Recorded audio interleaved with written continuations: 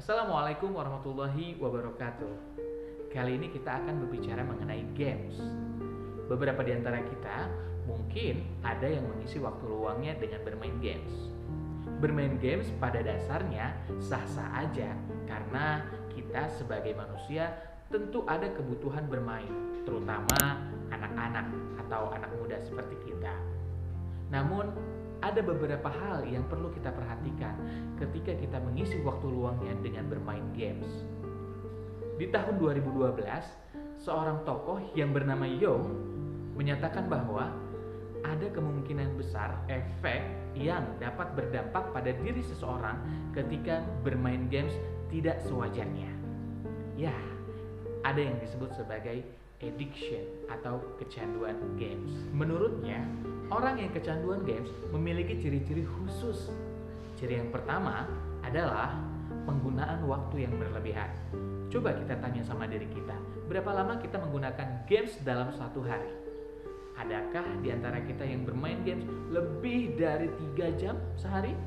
Karena kalau misalnya kita lebih dari 3 jam, itu sudah melebihi batas maksimal untuk usia 12 tahun ke atas. Tapi kalau teman-teman punya adik, punya saudara, punya kerabat, dan lain sebagainya, maka 30 menit, 1 jam itu rasanya cukup untuk mereka bermain game. Kalau perlu, teman-teman menggunakan timer agar teman-teman ada yang ingetin ketika sedang asik bermain game, sehingga teman-teman bisa membatasi waktu penggunaan games yang teman-teman mainkan. Ciri yang kedua dari orang yang kecanduan games adalah moodnya berubah ketika diminta untuk dijeda atau disuruh berhenti.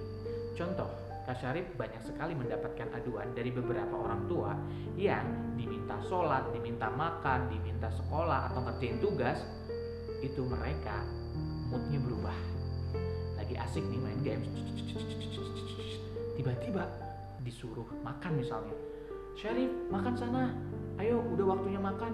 Tiba-tiba dia moodnya berubah. Yang tadinya asik, senang, terus kemudian moodnya jadi bete, jadi kesel, jadi marah. Bahkan ada di antara mereka yang moodnya berubah, kesel, marah, dengan merusak games yang sedang dia mainkannya atau sambil teriak-teriak. Ciri-ciri yang ketiga, orang yang kecanduan games adalah kebutuhan waktunya bertambah seiring berjalannya waktu.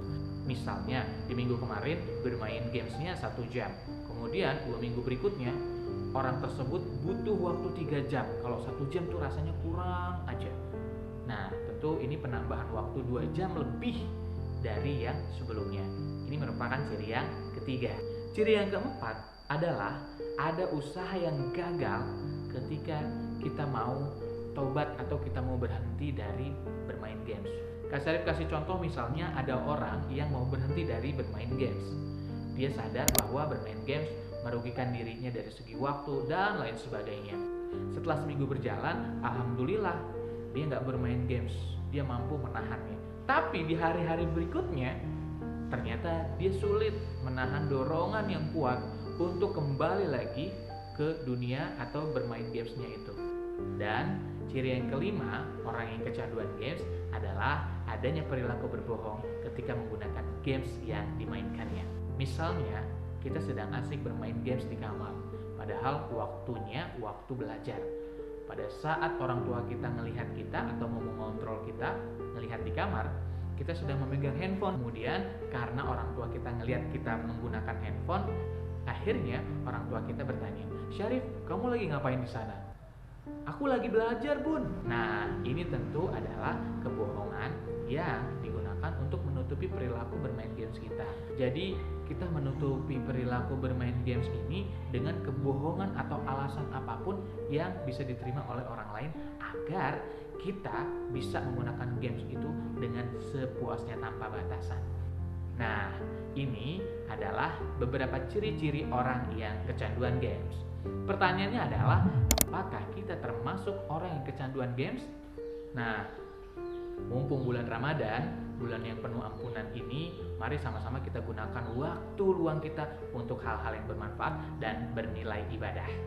Wabillahi taufiq wal hidayah. Wassalamualaikum warahmatullahi wabarakatuh.